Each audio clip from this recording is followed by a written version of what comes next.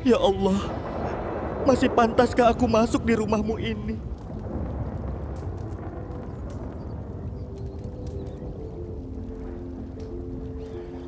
Tidak ada yang menyangka, seorang anak pang yang selama ini dipandang sebelah mata, justru menghembuskan napas terakhirnya di tempat paling suci, dalam posisi sujud di hari Jumat. Dan yang terjadi setelah itu, membuat satu masjid penuh jamaah tak kuasa menahan air mata. Assalamualaikum warahmatullahi wabarakatuh. Selamat datang di channel ini, tempat di mana kita berbagi kisah nyata, pelajaran hidup, dan momen-momen yang menggugah hati.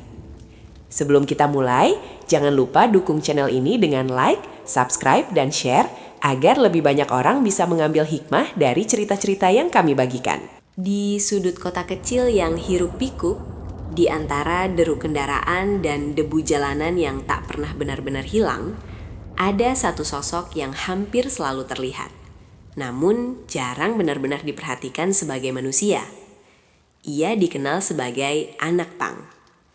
Rambutnya berdiri tajam dengan warna mencolok, terkadang merah, kadang pudar tak terurus. Jaket kulit lusuh penuh tambalan menutupi tubuh kurusnya, sementara celana robek dan sepatu usang menjadi saksi betapa keras hidup yang ia jalani. Di lengannya, tato-tato kasar menghiasi kulitnya. Bukan sekedar gaya, tapi jejak dari masa lalu yang tak pernah ia ceritakan pada siapapun. Namanya Raka. Setiap hari, Raka berdiri di persimpangan lampu merah. Dengan gitar tua yang senarnya hampir putus, ia mengamen dari mobil ke mobil.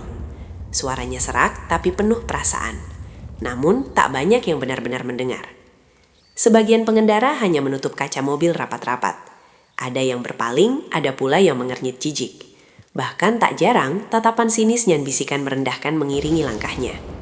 Anak jalanan, pasti pemalas. Cuma bikin resah. Label-label itu melekat begitu saja, tanpa pernah ada yang mencoba mengenalnya lebih dalam. Padahal, jauh di balik penampilannya yang dianggap berantakan, Raka menyimpan kisah yang tak kalah berat dari siapapun. Ia pernah memiliki keluarga, pernah merasakan hangatnya rumah, suara tawa, dan pelukan ibu. Namun semuanya berubah dalam satu malam yang kelam. Kecelakaan merenggut kedua orang tuanya sekaligus, meninggalkan Raka kecil sendirian di dunia yang terasa begitu asing. Sejak saat itu, hidupnya seperti kehilangan arah. Ia berpindah-pindah tempat, tidur di emperan toko, makan dari belas kasihan orang lain. Jalanan menjadi rumahnya, dan kerasnya dunia membentuknya menjadi sosok yang sekarang. Tak ada yang mengajarinya mana benar dan salah dengan lembut. Tak ada yang menggandeng tangannya menuju jalan yang lurus.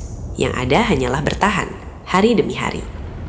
Namun di dalam hatinya yang terluka, masih tersisa sesuatu yang tak pernah benar-benar mati. Sebuah kerinduan akan ketenangan, akan tempat pulang, akan arti hidup yang sesungguhnya. Sayangnya, tak seorang pun melihat itu. Bagi dunia, Raka hanyalah anak pang. Tapi bagi takdir, ia sedang berjalan menuju sesuatu yang jauh lebih besar. Hari itu, matahari bersinar lebih terik dari biasanya. Panasnya menyengat kulit, memantul dari aspal jalanan yang seakan ikut mendidih. Raka berjalan pelan di trotoar, langkahnya gontai, wajahnya lelah. Sejak pagi, ia belum mendapatkan cukup uang bahkan sekadar untuk makan.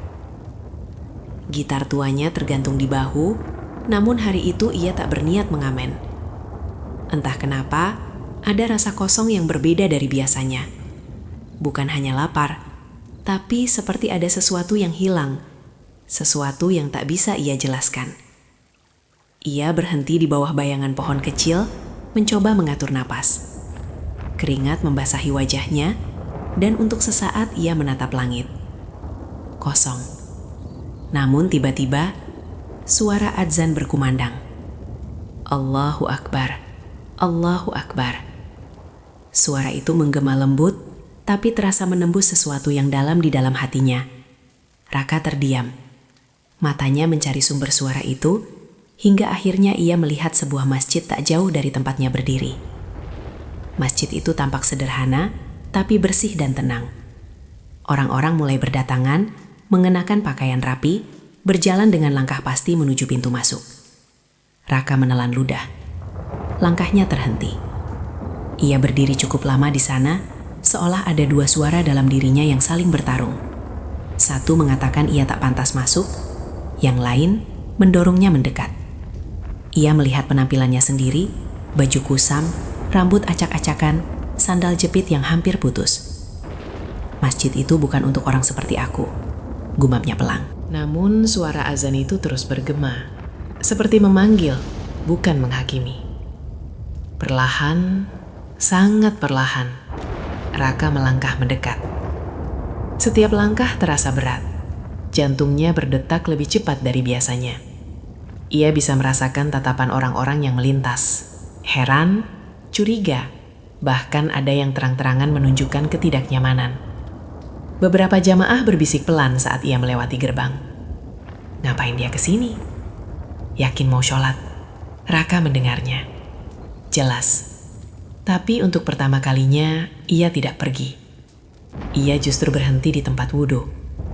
Dengan canggung, ia memperhatikan orang lain. Gerakan mereka terasa asing. Tapi entah bagaimana, ia mencoba menirunya. Air menyentuh wajahnya, tangannya, kakinya, dan ada rasa yang aneh. Sejuk, bukan hanya di kulit, tapi seperti menyentuh sesuatu yang lebih dalam.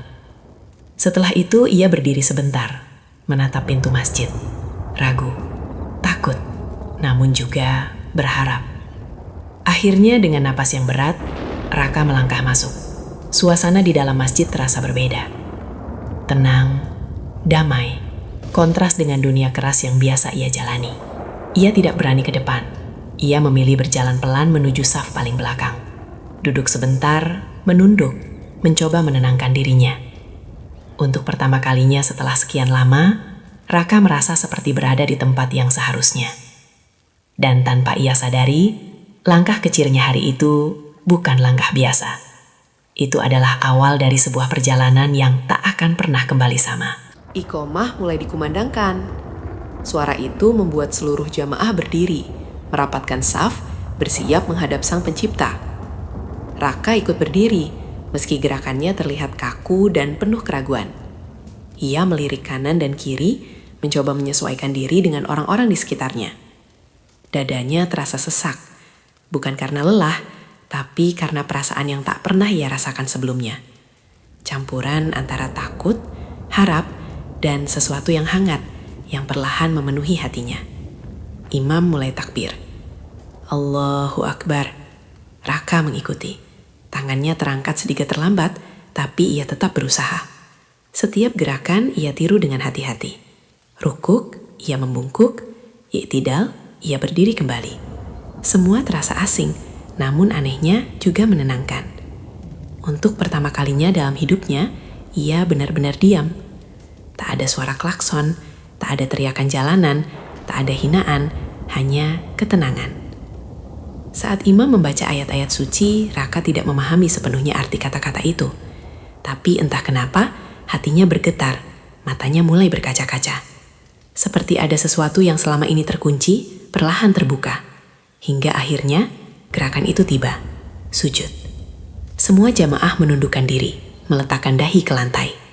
Raka pun mengikuti, pelan, penuh kehati-hatian. Dahinya menyentuh sajadah. Dan di detik itu, dunia seakan berhenti. Raka menarik nafas dalam.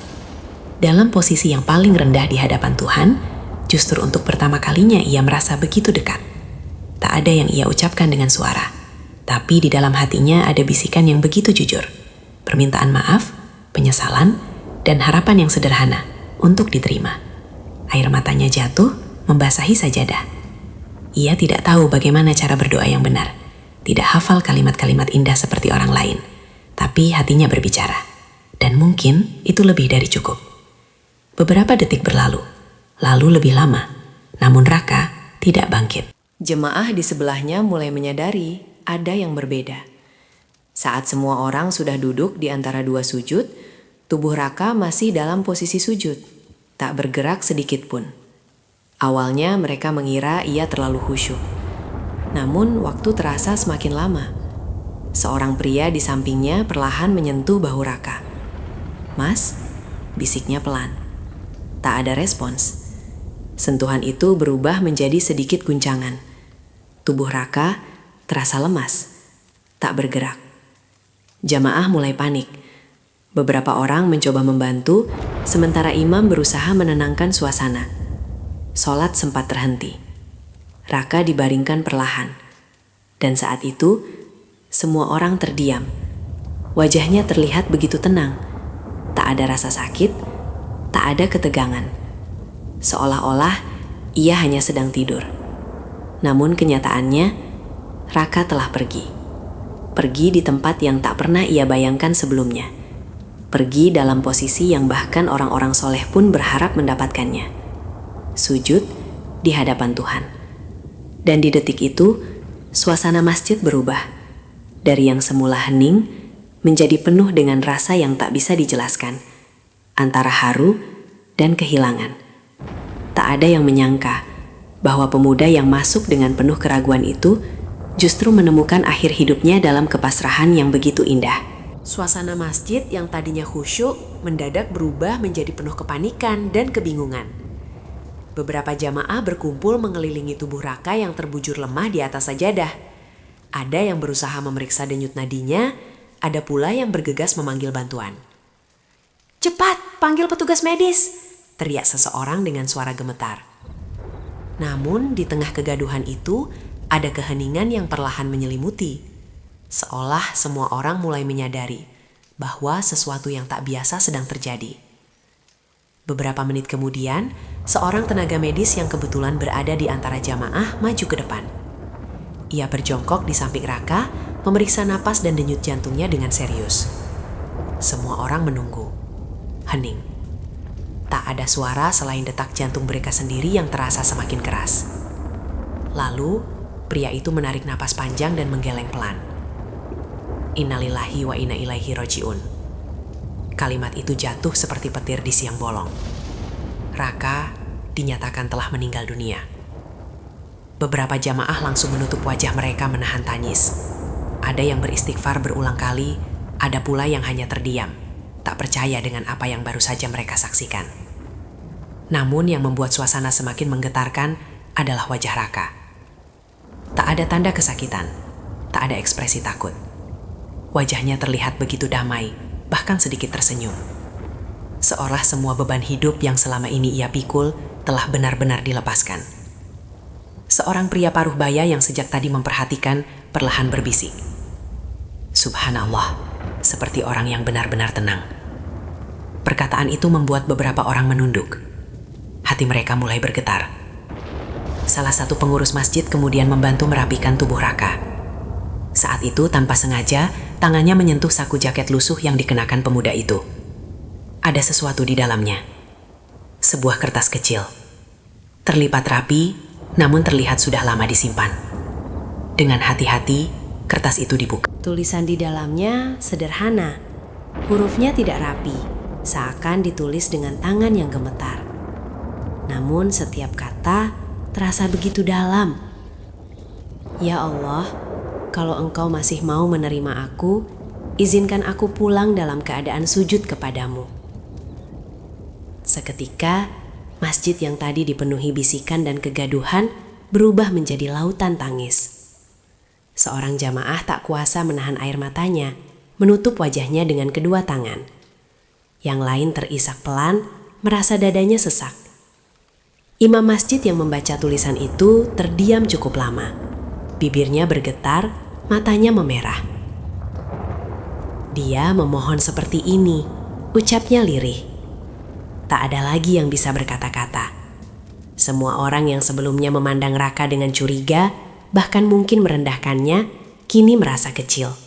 Malu, sangat malu. Bagaimana mungkin seseorang yang mereka anggap jauh dari kebaikan justru memiliki doa yang begitu tulus? Bagaimana mungkin seseorang yang mereka nilai dari penampilan justru berpulang dengan cara yang begitu indah? Di sudut masjid, seorang pria yang tadi sempat berbisik sinis kini tertunduk dalam-dalam. Air matanya jatuh tanpa bisa ditahan. Hari itu bukan hanya kabar kematian yang mengguncang, tapi juga sebuah kenyataan bahwa hati manusia tak pernah bisa diukur dari apa yang terlihat di luar. Dan di tengah keheningan yang penuh haru itu, satu persatu jamaah mulai menangis. Masjid itu benar-benar menangis. Hari itu, suasana masjid tak lagi sama. Setelah kejadian yang mengguncang itu, jamaah tidak langsung beranjak pulang seperti biasanya. Mereka tetap duduk di tempat masing-masing. Sebagian terdiam, sebagian lagi masih terisak pelan. Udara terasa berat, bukan karena panas, tapi karena hati yang sedang dipenuhi rasa haru dan penyesalan. Tubuh Raka masih terbaring dengan tenang, kini sudah ditutup kain seadanya. Beberapa orang secara sukarela mengurusnya, padahal beberapa saat sebelumnya mungkin merekalah yang sempat memandangnya dengan penuh prasangka. Seorang bapak tua yang duduk di saf depan terlihat tak henti mengusap air matanya. Saya tadi sempat berpikir yang tidak baik tentang dia, ucapnya lirih kepada orang di sampingnya. Tapi lihat bagaimana Allah memuliakannya. Tak ada yang menyanggah, karena semua merasakan hal yang sama. Imam masjid kemudian berdiri, mencoba memberikan nasihat singkat. Suaranya berat, tertahan emosi. Saudara-saudara, hari ini kita bukan hanya kehilangan satu orang, tapi kita juga sedang diingatkan dengan cara yang sangat dalam.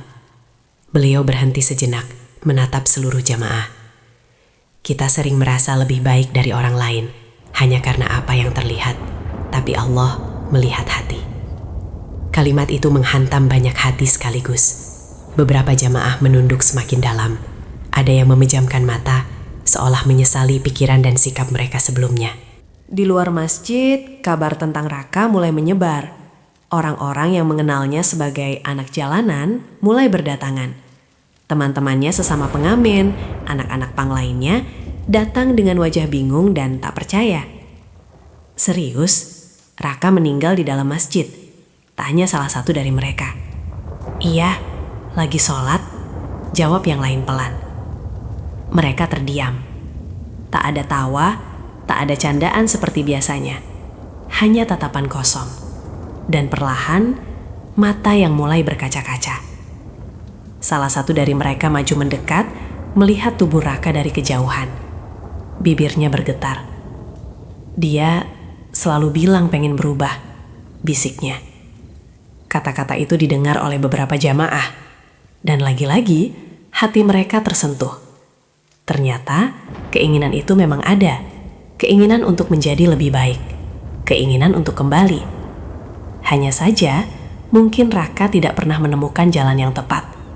Sampai akhirnya hari itu, di tempat itu, di detik yang tidak pernah disangka siapapun. Beberapa jamaah kemudian mengusulkan untuk mengurus pemakaman Raka bersama-sama, tanpa melihat latar belakangnya, tanpa memikirkan siapa dia sebelumnya. Hari itu, mereka hanya melihat satu hal, seorang hamba yang telah kembali kepada Tuhannya.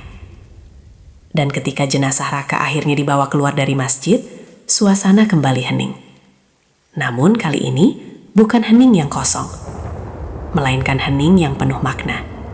Satu persatu orang mengiringi langkah itu dengan doa, dengan hati yang berbeda dari sebelumnya. Lebih lembut, lebih sadar, lebih rendah. Hari itu bukan hanya Raka yang pulang, tapi banyak hati yang akhirnya menemukan jalan pulangnya juga. Masjid itu telah menjadi saksi bukan hanya sebuah kematian, tapi juga sebuah kebangkitan. Kisah Raka bukan sekedar cerita tentang kematian, tapi tentang bagaimana Allah menunjukkan kasih sayangnya dengan cara yang tak pernah kita duga.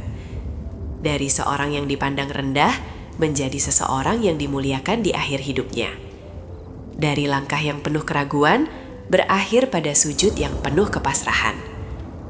Hari ini kita belajar bahwa penampilan bukan ukuran keimanan, dan masa lalu bukan penentu akhir perjalanan seseorang. Siapapun kita, sejauh apapun kita merasa tersesat, pintu untuk kembali selalu terbuka. Jangan tunggu sampai terlambat. Jangan merasa terlalu kotor untuk mendekat.